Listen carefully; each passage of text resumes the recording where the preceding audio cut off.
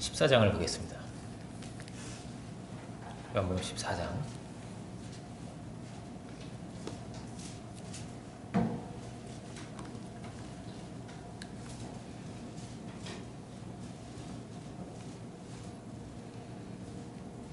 요한복음 14장 1절로 11절까지를 그리고 18절로 20절까지를 제가 봉독하겠습니다. 너희는 마음에 근심하지 말라. 하나님을 믿으니 또 나를 믿으라. 내 아버지 집에 거할 것이 많도다. 그렇지 않으면 너희에게 일렀으리라. 내가 너희를 위하여 초소를 예비하러 가노니 가서 너희를 위하여 초소를 예비하면 내가 다시 와서 너희를 내게로 영접하여 나 있는 곳에 너희도 있게 하리라. 내가 가는 곳에 그 길을 너희가 알리라. 도마가 가로되 주여 어디로 가시는지 우리가 알지 못하거늘 그 길을 어찌 알겠습니까? 예수께서 가라사대 내가 곧 길이요 진리요 생명이니 나로 말미암지 않고는 아버지께로 올 자가 없느니라. 너희가 나를 알았다면 내 아버지도 알았으리로다. 이제부터는 너희가 그를 알았고 또 보았느니라. 빌립이 가로되 주여 아버지를 우리에게 보여주옵소서. 그리하면 족하겠나이다. 예수께서 가라사대 빌립아 내가 이렇게 오래 너희와 함께 있으되 내가 나를 알지 못하느냐? 나를 본 자는 아버지를 보았거늘 어찌하여 아버지를 보이라 하느냐? 나는 아버지 안에 있고 아버지는 내 안에 계신 것을 내가 믿지 아니하느냐? 내가 너에게 이르는 말이 스스로 하는 것이 아니라 아버지께서 내 안에 계셔 그의 일을 하시는 것이라. 내가 아버지 안에 있고 아버지께서 내 안에 계심을 믿으라. 그렇지 못하겠거든 행하는 그 일을 인하여 나를 믿으라. 18절로 가겠습니다. 내가 너희를 고아와 같이 버려두지 아니하고 너희에게로 오리라. 조금 있으면 세상은 다시 나를 보지 못할 터이로되 너희는 나를 보리니 이는 내가 살았고 너희도 살겠음이라. 그날에는 내가 아버지 안에 너희가 내 안에 내가 너희 안에 있는 것을 너희가 알리라. 나의 계명을 여기까지 20절까지 보겠습니다. 오늘 말씀의 제목은 1절에 나를 믿으라 이런 제목입니다. 지난 목요일에 저희 이제 처가 쪽의 어른이 상을 당하셨습니다.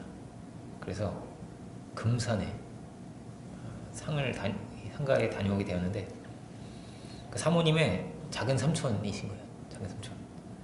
저한테 처숙부님이죠. 장인어른의 막내 동생이신데 딸이 굉장히 많으셨어요. 딸 이렇게 하다가 아들 셋을 이렇게 내리 낳으셨는데 가장 막내 부모님입니다. 그러니까 돌아가셨는데 저는 사실 굳이 이제 입관을 할 때 들어가 보지 않아도 되는데 사모님이 이제 들어가시니까 저를 또 같이 들어가 보게 되었습니다. 제가 시신을 처음으로 본 것 같아요. 그때 불과 몇 달 전까지 이렇게 인사도 드리고 했는데 시신으로 뵈니까 죽음이라는 무엇인가 이게 굉장히 실감나게 이렇게 다가왔던 그런 시간이었습니다. 온 가족들이 너무나 슬퍼하고 이제 얼굴을 이렇게 뭐를 쌓여 이렇게 쌓는 그 시간에는 모두가 아주 통곡을 하는 그런 시간이었습니다. 그 입관의 그 시간은 아주 그 마지막 작별의 시간이거든요. 이제 관에 들어가기 전에 마지막으로 기도도 드리고 하나님께 기도도 드리고 마지막으로 보는 그런 시간입니다. 함께하는 시간입니다. 사실 이제 다 믿는 분들이세요. 목사님도 이제 계시고 이제 계신데 천국을 가시는 그런 시간입니다. 그런데 굉장히 슬픈 것입니다. 그래서 참 많은 것을 생각해 보게 되었습니다. 이제 환갑되셨어요. 이제 환갑되셨는데 폐암으로 가셨습니다. 손자는 이제 막 기어다니는 어린 나이고요. 처숙부님은 이제 신앙이 있긴 있으셨지만 교회를 거의 잘 안 다니셨던 것 같아요.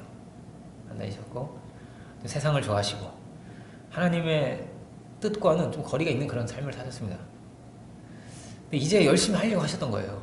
이제 은퇴도 하고 이제 그 나이에 저희 이제 장인어른이 그 금산으로 내려가셨어요. 그 동생분 집 옆에 집을 사셨어요. 옆에 집을 사서 여기 들어가셨어요. 들어가셔가지고 이제 계속 새벽 예배 데리고 나가시는 거예요, 형님이. 그러니까 계속 새벽 예배 데리고 나가시고 교회로 인도하시고 장인어른이 너무 슬프신 거죠. 이제 신앙 열심히 시켜보려고 내려가서 데리고 다니셨는데 그러니까 많은 생각을 해보게 되었습니다. 인생은 이게 시간이구나 하는 겁니다. 그 시간이 언제 끝날지는 모릅니다. 그런데 그 끝날 때는요, 여러 역할이 있습니다. 남편의 역할도 있고 부모의 역할도 있고 여러 역할이 있는데 갈 때는 하나님의 아들로서의 역할을 다했는가, 이게 제일 중요한 것이 아니겠습니까? 이게 가장 중요한 것입니다. 하나님 앞에 어떻게 살았는가 하는 것이죠. 근데 이제 신앙을 열심히 하려고 하시는데 이렇게 가셨어요. 이 너무 아쉬운 겁니다. 왜냐면 기회니까요. 시간은 어떻게 주의 일도 할 수 있고, 그죠? 너무나 슬퍼하시는데 막 장인어른 굉장히 열심히 하셨거든요. 교회에서 앞에서 막 찬양 인도도 하시고 운전 그 새벽 예배 때 막 운전해서 다 태우고 오시고 막 이런 걸 하신 거예요. 저희 장인어른이. 동생분도 계속 데리고 다니시면서 이렇게 아주 모범을 보이신 거죠. 어떻게 은퇴를 하시고 경찰이셨어요. 장인어른이 경찰이셨는데 은퇴를 하시고 이렇게 형제의 정을 그렇게 나누신 겁니다. 말년에 이렇게. 근데 제일 큰 사랑이 뭐냐면은 예수님께 인도하는 거거든요. 예수님께 인도하는 거니까 그 동생을 그렇게 인도를 하려고 했던 겁니다. 근데 그 시간이 너무 짧았던 거예요. 길지 않고. 너무나 아쉬운 겁니다. 그래서 경찰이시고 굉장히 강직하신 분이기 때문에 막 그렇게 우시는 걸 저도 처음 봤고 사모님도 처음 봤다는 거예요. 너무 슬퍼하시는 거예요. 입관 내내 막 저 엉엉 우시는 거예요. 그렇게. 그러니까 시간이 이렇게 참 중요하구나. 저도 동생이 있거든요. 동생이 있는데 교회 생활을 그렇게 열심히 하지 않습니다. 그래서 많은 생각을 해보게 되는 거예요. 제가 그 시간에 내 동생도 있는데 이렇게 시간이 있을 때 함께 은혜도 나누고 예수님을 자꾸 더 증거하고 이게 참 중요하겠구나, 이런 생각을 하게 되었습니다. 또 왜 그렇게 슬픈가, 또 두 번째인데요. 이거는 이렇게 슬픈가를 생각해 봤는데 문제가 뭘까요? 생로병사라고 하잖아요. 생로병사다. 태어나서 늙고 그 뒤에는 병들어서 죽는 것입니다. 병들어서 죽으신 거예요. 이렇게 얼마나 고통스러우시겠어요. 그 암이 굉장히 고통스러운 건데 전이가 돼가지고 그러니까 시신이 남아있는 겁니다. 시신이 그 고통을 그 참고 견디시고 이렇게 하시고 마지막에 보는 건 시신인 거죠. 그러니까 예수님은 어떤 분이냐면 이 땅에 시신이 없으신 겁니다. 승천을 하셨거든요. 예수님께서 승천하시는 그 장면에서는 사실 누구도 슬프지 않은 거죠. 엘리야도 불말과 불병거를 타고 이렇게 하늘로 올라갔다 되어 있는데 만일 우리 서석부님도 그렇게 올라갔다고 생각해 보세요. 그렇게 통곡을 하고 울지는 않을 것 같습니다. 위에서 손을 이렇게 흔드시면서 안녕, 잘 있어라, 내가 조금 먼저 가겠다 하시면서, 만약에 승천하셨다면 말이에요. 그랬다면 그렇게 슬프지는 않았을 것 같습니다. 그런데 우리는 다 이 생로병사죠. 다 이렇게 죽음을 맞이하는 것입니다. 다 병들고 고통을 참고 견디고, 그리고 이 땅에는 시신을 그렇게 남기게 될 것입니다. 오늘 예수님 마지막 설교를 요한복음 14장으로 우리가 시간을 보고 있는데, 예수님은 이제 곧 죽음의 길을 가시는 것입니다. 곧입니다. 이 땅에 누구도 죽음 이후를 모르는 겁니다. 그 지혜의 왕도 솔로몬도 모르고 죽음 이후의 길을 모르는 것입니다. 지금 제자들은 영원한 생명이 무엇인지, 천국이 무엇인지 이것에 대해서 무엇 하나 확실한 것이 없습니다. 왜냐하면 보지를 못했으니까요. 그래서 답답해하는 것입니다. 아주 보고 싶고 그런 거예요. 답답해하는 겁니다. 5절을 보면 이렇게 도마가 묻습니다. 주여 어디로 가시는지 우리가 알지를 못하는데 그 길을 우리가 어떻게 알겠습니까? 8절에서는 빌립이 말을 합니다. 빌립이 가로되 주여 아버지를 우리에게 보여주시옵소서. 그럼 족하겠습니다. 이렇게 말합니다. 확실하게 이걸 좀 어떻게 보고 싶습니다. 알고 싶습니다. 이렇게 말을 하는 것입니다. 예수님은 여기서 이렇게 말씀하십니다. 나를 본 자는 아버지를 보았는데 어째 아버지를 보이라고 하느냐? 내가 그 아버지 안에 있는 것을 너희가 모르겠느냐? 이렇게 계속 말씀을 하십니다. 이 14장의 초점은 다 예수님께 있습니다. 예수님이 어떤 분이셨는가. 예수님, 이 11장에서는 나는 부활이고 생명이다 이렇게 말씀하시거든요. 예수님이 어떤 분이신가. 예수님이 하나님 안에 계신 분이고 하나님을 우리에게 보여주신 분이고 예수님이 길과 진리와 생명이시라는 겁니다. 이 14장의 초점이 예수님입니다. 그리고 1절도 그렇게 시작하는 것입니다. 마음에 근심하지 말라고. 하나님을 믿으니까 또 나를 믿어라 이렇게 말씀하십니다. 나를 믿어라. 우리는 이 죽음에 있어서는요 아무 방법이 없는 그런 사람들입니다. 그런 존재입니다. 한 가지입니다. 믿는 것 외에 아무것도 할 수 있는 것이 사실 없는 것입니다. 예수님만이 이 모든 죽음의 세력을 이기신 분이죠. 예수님만이 죽었다가 다시 사신 분입니다. 그리고 예수님은 다시는 죽지 않으신 분이죠. 죽음이 없는 것입니다. 예수님께는 죽었다가 다시 사신 분, 썩음을 당치 않으신 분, 그렇게도 되어 있습니다. 예수님의 죽음은 무엇인가를 우리가 보는 거죠. 예수님은 죽음이라고 말씀하시지 않습니다. 어디를 갔다 오신다는 거예요. 내가 어디 좀 갔다 올게 이렇게 말씀을 하십니다. 어디를 갔다 오시냐면요 내가 너희를 위해서 처소를 예비하러 가는 거다 이렇게 말씀을 하십니다. 어디 어디 미국에 갔다 오시는지 뭐 이런 느낌으로 말씀을 하세요. 내가 어디 좀 다녀오겠다. 그리고 내가 다시 오겠다. 너희를 고와 같이 절대로 내버려 두지 않는다. 그 길을 너희가 알리라 이렇게 말씀합니다. 예수님은 이 자리에서 이렇게 말씀을 하시는 겁니다. 지금까지 나를 봐왔지 않니? 지금까지 너희가 나를 보았지 않느냐? 예수님이 부활이고 생명이신데 예수님은 우리랑 참 다른 삶을 사신 겁니다. 다른 길을 가신 겁니다. 그러니까 뭐가 생명이냐? 예수님의 삶 속에 생명이 있는 것입니다. 예수님 삶 속에 살아있는 분으로 사시고 죽음이 없으신 분이었습니다. 예수님의 삶에 영원한 영광이 있고 영원한 생명이 있었던 것이죠. 22절도 또 다른 제자가 묻습니다. 이번에 22절로 가보면 가롯인 아닌 유다가 가로되, 유다가 2명이었거든요. 12제자 중에 다른 유다가 가로되 주여 어째요 자기를 우리에게는 나타내시고 세상에는 아니하려 하시나이까 이렇게 묻습니다. 유다는 또 왜 이렇게 말을 할까요? 유다는 열심당입니다. 열심당. 이 세상을 개혁하자는 사람이에요. 열심당은. 그러다 보니까 이렇게 말을 하는 겁니다. 유다는. 그러니까 이 세 사람이 지금 나왔는데 도마와 빌립과 유다가 나왔습니다. 이 세 사람은 다 어떤 사람들이냐면 아주 똑똑한 사람들입니다. 실증적인 사람들. 그러니까 직접 보고 경험해야만 믿겠다 이런 사람들입니다. 도마는 뒤에 또 나오죠. 내가 못 봤으니까 못 믿겠다 나는. 내가 부활하신 예수님을 눈으로 보고 못자국과 그 손가락도 넣어봐야겠다 이렇게 말하죠. 그런 사람입니다. 빌립도 이런 똑똑한 사람이죠. 5,000명을 먹이는 그 자리에서 오병이어의 사건에서도 바로 계산기를 두드리는 사람입니다. 예수님 200데나리온이 필요합니다. 이렇게 바로 계산을 하는 그런 사람, 계산적인 사람입니다. 빌립은. 도마, 빌립, 유다 이 사람들이 참 감사한 일이죠. 요한복음에만 나와요. 여기에. 그죠? 요한복음에만 나옵니다. 다른 복음서에는 나오지 않습니다. 요한복음은 헬라인을 위한 복음이고 지성을 위한 복음입니다. 이런 실증적인 사람들을 위해서. 근데 정말 이게 우리에게 필요한 말씀이에요. 왜냐면 우리가 묻고 싶은 거거든요. 이게 우리가 묻고 싶습니다. 요한복음 12장에는 헬라인이 또 와서 예수님께 묻는 장면도 나옵니다. 헬라인이 뭐라고 지성이라고 했잖아요. 헬라인이 와서 예수님께 묻는 것입니다. 그때 주님께서 그 헬라인들에게 하신 말씀이 있는데 지금 찾아보면 길기 때문에 여러분도 익히 잘 아시는 그런 구절입니다. 유명한 말씀이죠. 한 알의 밀이 땅에 떨어져 죽지 아니하면 한 알 그대로 있고 죽으면 많은 열매를 맺는다 하시는 말씀입니다. 죽으면 많은 열매를 맺는다. 이것이 예수님의 길이었습니다. 예수님은 이 땅에 한 알의 밀알로 오신 거죠. 생명을 얻기 위해서 생명을 버리신 것이고 우리를 살리시기 위해서 생명을 주신 것입니다. 예수님은 모든 삶이 그런 것입니다. 우리에게 다 주신 삶이죠. 다 내어주신 그런 삶입니다. 선한 목자는 양을 위해서 목숨을 버리는 것이다 말씀하십니다.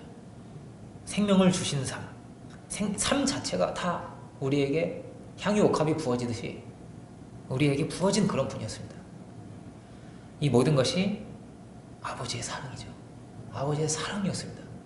예수님 안에는 뭐가 있는 거죠? 아버지가 있는 겁니다. 아버지의 그 사랑이 있는 겁니다. 그 사랑을 이렇게 드러내세요. 마지막 이 설교는 사랑을 드러내신 설교입니다. 내가 너희를 사랑까지 너희도 서로 사랑하라고 하시고요. 친구를 위해서 목숨을 버리면 이보다 더한 사랑은 없는 것이다. 너희가 나의 친구다 이렇게 말씀하시면 사랑을 계속 그렇게 드러내시는 거예요. 너희가 서로 사랑하면 내 제자인 줄 알리라 하시고, 주님의 이 모든 삶이, 주님의 죽음이, 이 모든 것이 아버지의 사랑을 드러내신 거죠. 사랑을 드러내셨습니다. 사랑은 마음으로 믿는 것입니다. 마음으로 받아들이는 것입니다. 그런데 이 똑똑한 유다와 빌립보 도마는 자꾸 보여달라고 합니다. 보여달라고. 증거를 보여줘라. 뭐 이런 겁니다. 증명해 주십시오. 마치 그런 것입니다. 자기 차원에서, 자기 시각에서 자꾸 이렇게 말을 하는 것입니다. 유다는 자기가 열심당이니까 세상에 당신을 드러내십시오. 이렇게 말을 하는 겁니다. 세상을 변화시키시려면 세상에 당신을 드러내십시오. 예수님을 어떻게 알 수 있는 것입니까? 유다는 자기 식으로 접근을 하는 거예요. 이렇게 자꾸 자기 식으로, 열심당식으로 접근을 하는 것입니다. 도마도 자기 식으로 접근하는 것입니다. 어떻게 예수님께 접근할 수가 있는 거죠, 우리가? 예수님 도대체 어떻게 알 수가 있는 겁니까? 연구를 해서 알 수가 있는 것입니까? 정치적으로 해석을 할 수 있는 것입니까? 믿음은 마음으로 믿는 것이다 할 수 있습니다. 로마 10장에 그렇게 되어 있죠. 마음으로 믿어 의에 이르는 것입니다. 입으로 신하여 구원에 이르는 것입니다. 사랑은 마음으로 받아들이고 마음으로 아는 것입니다. 주님은 사랑으로 오신 거거든요. 사랑으로. 예수님은 성령께서 이 모든 것을 너에게 다 알려주시리라 그렇게 말씀하십니다. 다 알려주시리라. 참 이 대화가 예수님의 제자와 예수님의 대화인데 좀 그런 느낌이죠. 니고데모와의 대화 같은 그런 느낌입니다. 니고데모하고 대화가 안 되잖아요. 거듭나야 하리라. 이해를 못하는데 니고데모가. 그처럼 이 제자들이 아직은 주님과 그렇게 통하지 않는 모습입니다. 아직은. 그래서 뭔가 답답하고 주님 어디 가세요? 이러고 있는 것입니다. 제자들이.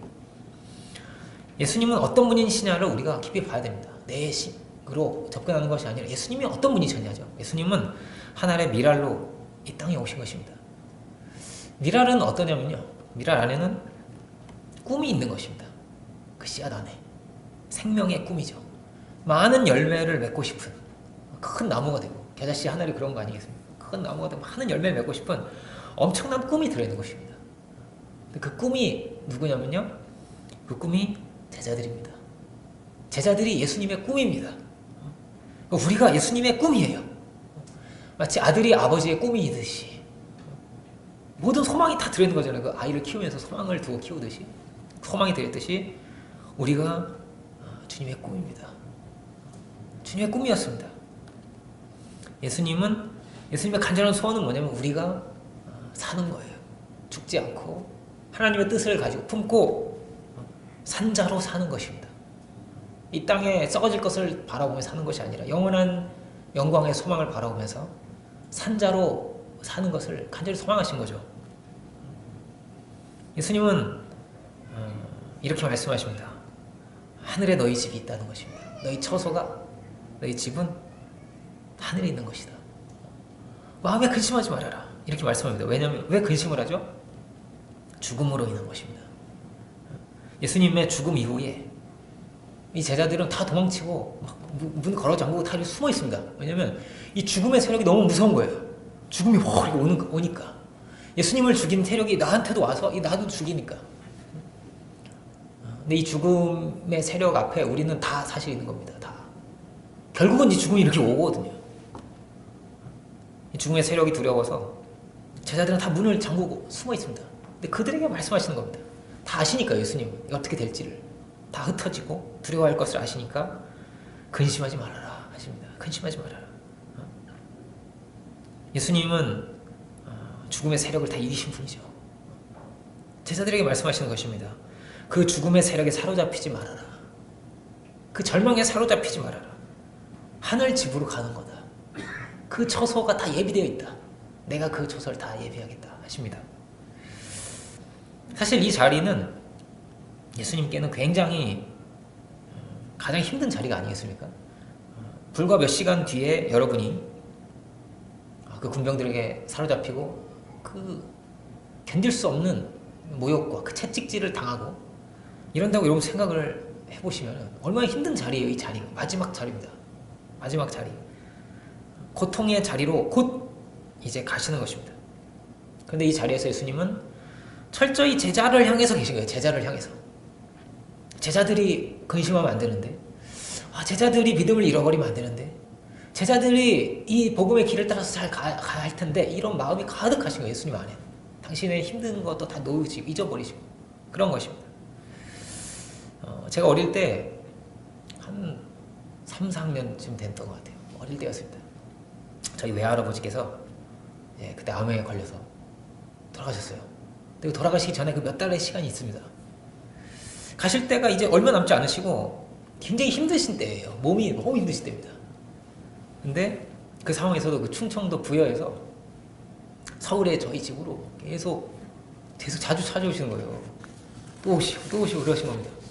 근데 저희 집이 어떤 집이었냐면요, 산꼭대기의 집이었어요. 산꼭대기. 전에도 말씀드렸죠. 그 꼭대기 집인데, 할아버지는 지금 상태가 어떠셨냐면은 이미 이제 전이가 다 돼가지고 복수에 이제 물이 이렇게 거의 이제 임산부처럼 팩 이렇게 나오셨어요. 이렇게 나오시고 호흡도 막 이렇게 하시는 상황이었습니다. 그런 상황에서 지금도 뭐 기억이 너무 나는 거예요. 그러니까 어릴 때인데도 막 2, 3학년, 3, 4학년 그럴 때인데도 기억이 너무 나는 겁니다. 왜냐면은 도저히 이제 우리 집에 올 수 없는 컨디션이에요. 오실 수 없는 분인데 그 앉아가지고 숨을 굉장히 힘들게 내쉬면서 이렇게 내쉬시면서 앉아있는 게 너무 이렇게 좀 그 기분이 아직도 있는 겁니다. 제 안에. 왜 이렇게 힘든데 오셨을까? 그러니까 저희 집을 염려를 하신 거예요. 할아버지께서 염려를 하셔서 어렵게 살고 있으니까 딸과 그 가족들이 어렵게 살고 있으니까 와서 한마디라도 더 해주시려고, 뭐 하나라도 더 해주시려고 계속 또 오신 거예요. 마지막까지 이렇게 오신 겁니다. 사실 예수님 앞에는 그렇습니다. 말할 수 없는 고통과 그런 고난의 길이 지금 곧 그것을 곧 이렇게 맞이하시는 거죠. 그런데 주님은 이렇게 말씀하시는 것입니다. 너희의 처소를 예배하러 간다는 것입니다. 너희의 처소를 내가 예배하겠다. 그리고 내가 너희를 나한테로 그렇게 내가 영접하겠다 말씀하십니다. 도마는 모르겠다는 거죠. 주님, 저희가 어떻게 알겠습니까? 4장 6절이죠. 예수님께서 이렇게 말씀하십니다. 예수께서 가라사대 내가 곧 길이요 진리요 생명이니 나로 말미암지 않고는 아버지께로 올 자가 없느니라, 이렇게 말씀합니다. 오늘 그 찬송의 앞에 나를 주께 매소서 이런 찬송이 참 오늘 말씀하고 이게 통했던 것 같아요. 사슬돼, 주의 사랑이 사슬돼서 나를 주께 매소서. 이렇게. 우리는 죽음을 모르는 것입니다. 예수님이 길이 되시는 겁니다. 주님께서 다시 사신 분이고, 예수님께서 우리의 처소를 예비하신 분이고, 자신의 생명을 다해서 그렇게 우리를 붙드신 거예요. 이렇게 붙들고 가시는 분이기 때문입니다. 그래서 주님이 길인 것이죠. 그래서 주님이 생명입니다.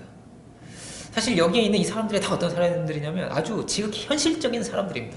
현실적인 사람들. 이 앞에는 무시무시한 현실이 다 열려 있습니다. 사도행전도 마찬가지고요. 주님은 막 채찍질을 할 수 없이 당하시고 살점이 막 다 뜯겨나가고 근육이 다 파열되는 겁니다. 그 채찍이 그런 것입니다. 패션 오브 크라이스트를 보면은 막 굉장히 막 이렇게 보기가 힘들죠. 너무 막 고통을 당하시니까. 근데 전문가들은 그거보다 더 했을 거라고. 뼈가 다 나왔을 것이다. 그 채찍이 그런 겁니다.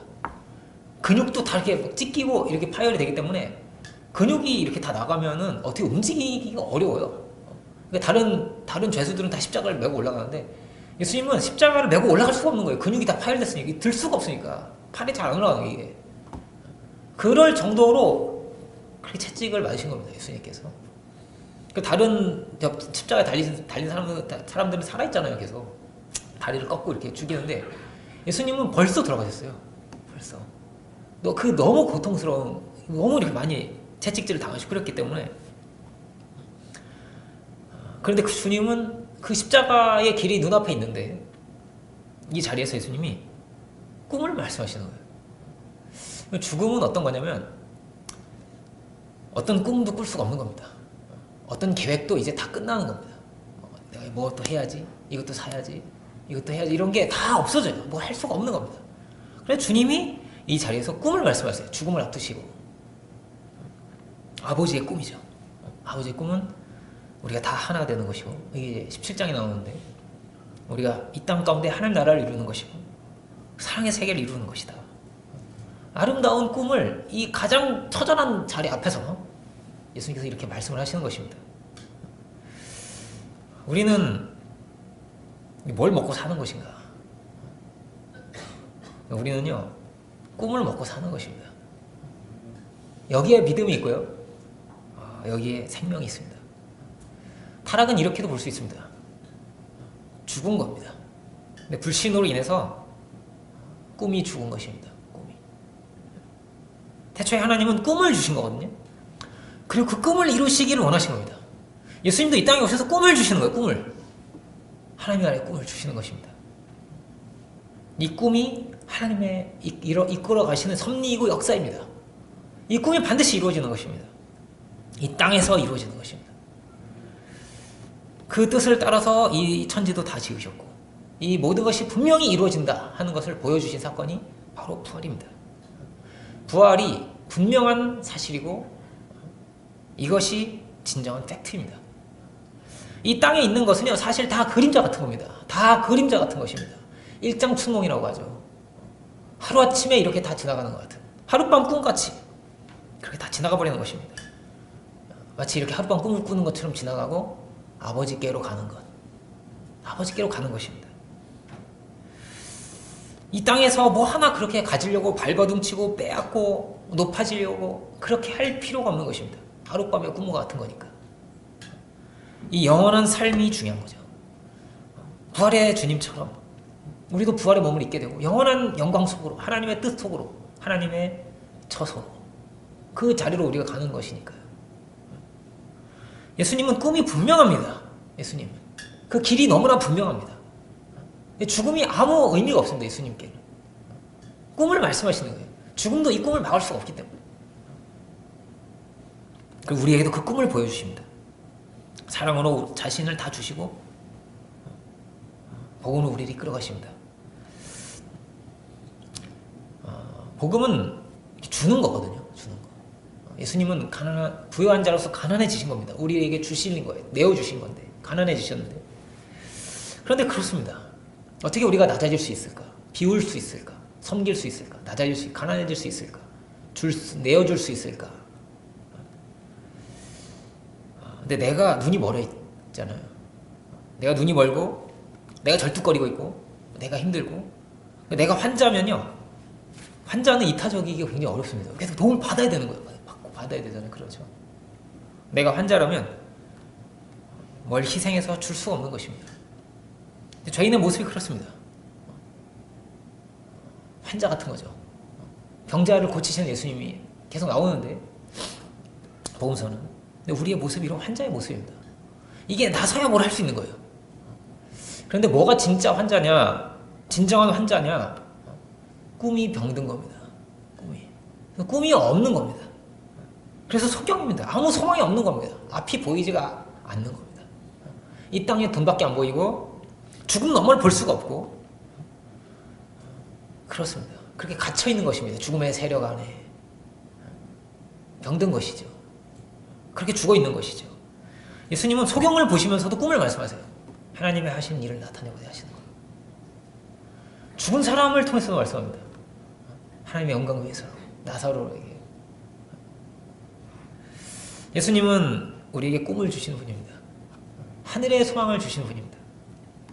노예한테도 꿈을 주시잖아요. 400년 동안 노예 생활을 했는데 그들에게 가나안의 꿈을 주신 겁니다. 하나님이 이 꿈을 다 이루어 주신 분이죠. 사순절은 죽음을 묵상하는 그런 기간입니다. 우리는 부활절을 향해서 지금 가고 있죠. 가장 큰 절망은 이렇게 죽음입니다. 더 이상 꿈꿀 수 없는 죽음입니다. 어떤 계획도 할 수가 없고 내가 가지고 있는 뭐 물질이나 내가 가지고 있는 지식이나 이게 아무 소용이 없는 겁니다. 죽음 앞에서는. 예수님만이 우리의 구원자가 되시고 우리를 살리시는 분이고 죽음 너머의 꿈을 우리에게 말씀하시는 겁니다. 주님이 죽음을 다 멸하신 분이거든요. 모든 절망을 다 멸하시고 어둠을 멸하시고 다 이기신 분이거든요. 주님이 말씀하십니다. 근심하지 말라고. 하늘의 소망을 가져라. 내가 모든 이 저주를 다 패할 것이다 하는 겁니다. 새 길을 열어주시는 분이기 때문에. 주님이 열어주신 길은 복음의 길입니다.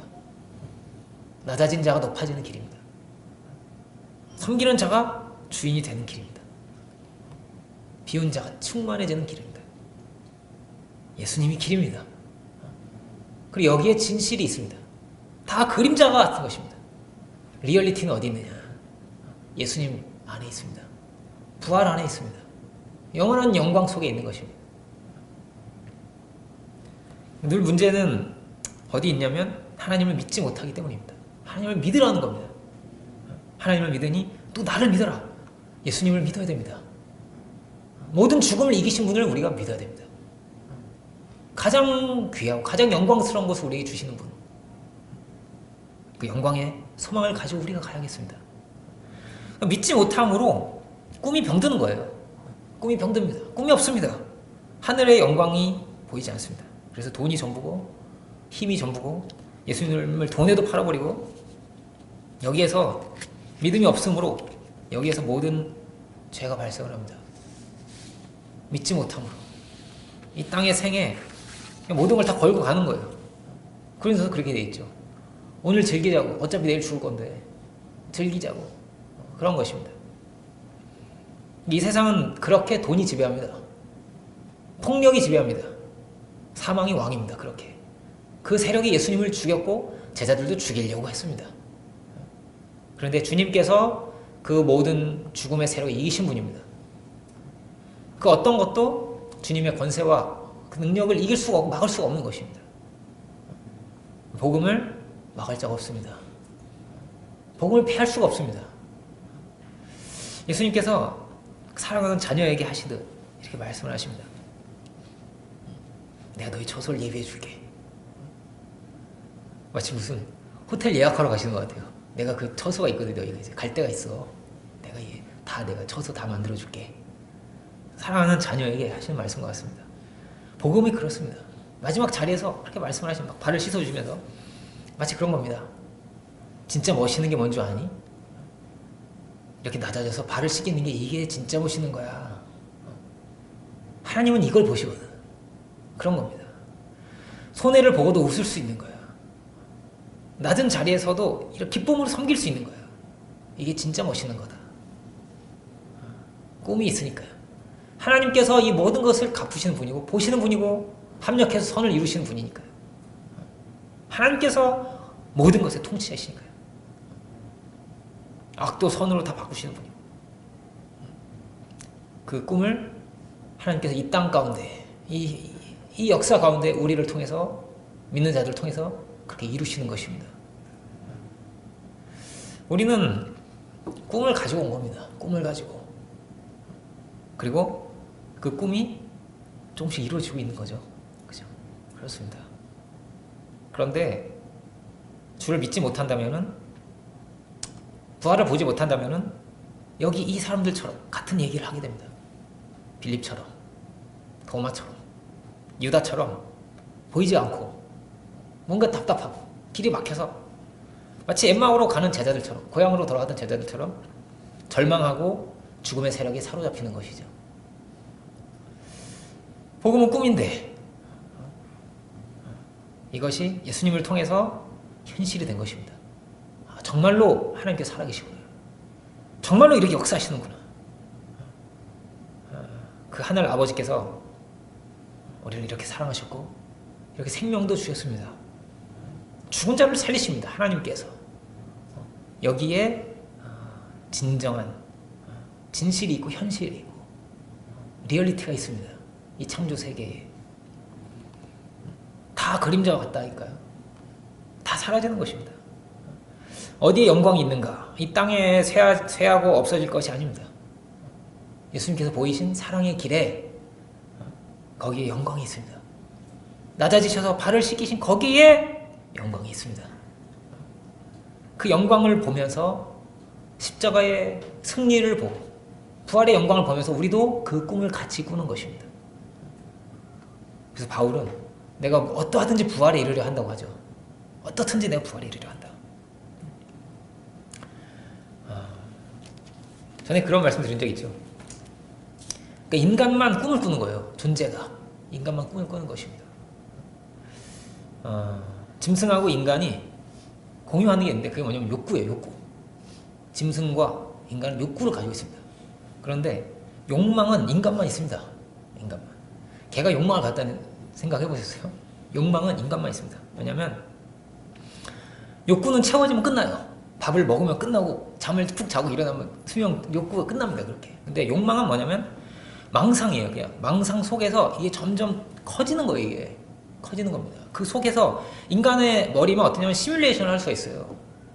그림을 그려볼 수가 있는 겁니다. 그 욕망을 하게 되는 거예요. 내가 대학생이 되면 이런 거예요. 꿈을 갖는 거예요.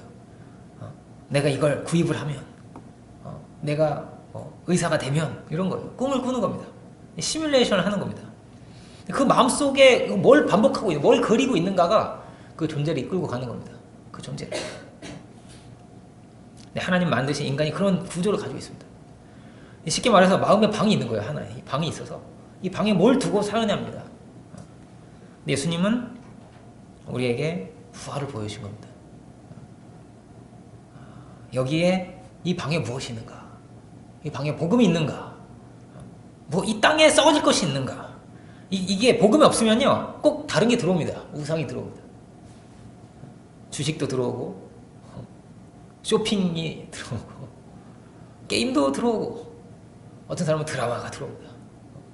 누가 그랬다고 하더라고요. 어떤 병원에 갔는데 막 병원에서 이제 진료를 기다리고 있는데 막 그 간호사들이 막 어머 어떡해 막 이러면서 막 난리가 난 거예요. 결혼한대 이러면서 막 박수를 치고 막 이러는데 이제 알고 보니까 드라마 속 주인공이 결혼한 거예요. 어쩜 좋아 걔는 어떻게 해 이러면서 막 흥분하고 막 기뻐하고 막 이렇게 하는 거예요. 오르락내리락 하는 거예요. 드라마 마음속에 계속 시뮬레이션이 되는 거죠. 어떻게 해 또 보고 이게 돌아간단 말이에요. 예수님은 우리에게 꿈을 주신 거죠. 미랄의 꿈입니다. 하나님의 미랄이 예수님 미랄을 오셔 꿈을 가지고 이 땅에 오셨습니다. 죽음에 많은 열매를 맺는 것이지. 그 복음 안에 가장 큰 영광이 있습니다. 무엇이 나를 나 되게 하는가? 복음입니다. 예수님은 나의 길을 예비하신 분이라고 말합니다. 나를 살리신 분이고 나의 길을 예비하신 분입니다. 나의 발을 씻으신 분입니다. 누가 주인공이죠? 발을 씻는 사람입니까? 씻김을 당한 사람입니까? 누가 지금 높아진 것입니까? 누구를 주인공이 되게 한 겁니까? 예수님은? 이런 생각해 보세요. 앞길을 예비하는 자가 주인공입니까? 아니면 그 집에 들어가는 자가 주인공입니까? 아버지가 아들을 이렇게 높여주는 거예요. 야, 아버지가 다 기다려봐. 아버지가 가서 다 해놓을게. 마치 그런 것입니다. 우리의 길을 예비하신 분. 세례요한이 예수님의 앞길을 예비한 거잖아요. 예수님을 높여드리기 위해서. 그런데 예수님께서 이렇게 말씀하시는 겁니다. 내가 너의 길을 예비할 것이다. 이게 너무나 큰 은혜죠. 너무나 큰 은혜입니다. 죽음으로 길을 열어주신 겁니다. 주님께서. 죽음을 다 이기시고 생명의 길을 우리에게 보여주시고 우리의 길을 그렇게 예비하신 분입니다. 이 희생을 받은 사람이 누구냐? 도대체 누구의 길을 예비하신 거냐? 이 주인공이 누굽니까? 이 주인공이 우리입니다. 여기 앉아있는 나입니다. 나 하나를 그렇게 살리시려고 나의 처소를 예비하시려고 두려움에 떨고 있는 죽음 가운데 어쩔 수 없는 이 절망 가운데 있는 우리들을 찾아오셔서 친구를 위해서 목숨을 버리면 이보다 더한 사랑이 없다고. 주님은 죽으셨고 우리는 산 겁니다. 친구인 우리가 산 것입니다. 그 사랑이 너무나 큰 것이죠. 그 받은 사람이 바로 누굽니까? 바로 나라는 것입니다. 주님 말씀하십니다. 나를 믿으라고. 내가 처소를 예비해 줄 것이다. 주인공이 바로 너다. 12절이죠. 12절로 가볼까요? 14장 12절. 이제 이렇게 말씀하십니다. 내가 진실로 진실로 너에게 이르노니 나를 믿는 자는 나의 하는 일을 저도 할 것이고 또한 이보다 큰 것도 할 것이다. 하십니다. 이는 내가 아버지께로 가미니라. 아버지께로 가셔서 우리에게 이렇게 말씀하시는 겁니다. 네가 이 모든 일을 할 것이고 더 큰 것도 할 것이다. 이제 네가 주인공이자 이 말입니다. 주님은 우리를 이렇게 높여주셨습니다. 이렇게 낮아지셔서 우리를 이렇게 높여주셨습니다. 주님께서 이 모든 것을 다 이루셨습니다. 우리에게 주어진 생명이라고 하는 것은 이렇게 두려운 것입니다. 이렇게 모든 것을 주시고 우리의 길을 예비하신 길, 그렇게 우리가 살았습니다. 할아버님 이야기만 해도 그렇잖아요. 그 산꼭대기에, 그 꼭대기 집에 혼신을 다해서 올라오셨는데 가슴이 떨리는 이야기잖아요. 근데 주님은 우리에게 이렇게 생명을 주신 겁니다. 우리를 씻기시고 우리의 처소를 다 예비하시면서 생명의 길을 열어주신 주님, 우리가 다시 산 생명입니다. 다시 산 생명으로서 그 사랑을 알고 주님의 주신 그 꿈을 꾸고 이렇게 존귀한 자로 두려워하지 아니하고 죽음을 이긴 자로, 승리자로 살아갈 수 있는 우리 모두가 되기를 주의 이름으로 축원합니다. 기도하겠습니다. 은혜로 오신 주님, 주께서 이 땅에 오셔서 모든 죽음의 세력을 이기시고 죽으시고 부활하셨습니다. 주께서 우리의 앞길을 다 예비하시고 우리를 고아와 같이 두지 아니하시고 우리를 품으시며 우리에게 모든 것을 보여주시고 생명의 세계를 우리에게 열어주셨습니다. 주여, 우리가 참으로 우리의 상황과 우리의 사정과 우리의 현실 가운데 갇히지 않게 주여 도와주시고 참으로 눈을 떠서 썩어질 이 세상이 아니라 하늘의 영원한 영광을 바라보게 하여 주시고 참으로 주님이 주신 그 꿈을, 그 소망을 가지고 살아갈 수 있는 저희들 모두가 주여 다 되게 하여 주시옵소서.